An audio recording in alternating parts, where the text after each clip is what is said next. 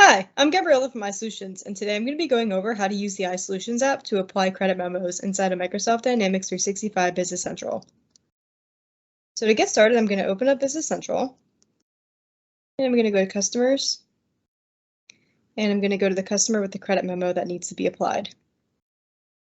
Next, I'm going to go to Actions, and then Collections.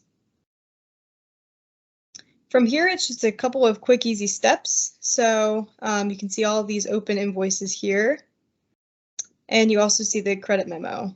So it looks like this credit memo has $578. So really all you need to do is click these three dots and then select more.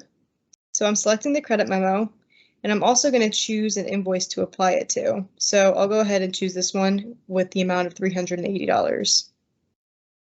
So from here, all I have to do is click Apply Credits, and then hit Yes. Lets me know that the application was successfully posted. And now you can see the remaining amount of that credit memo is almost $300, and the invoice that it was applied to fell off.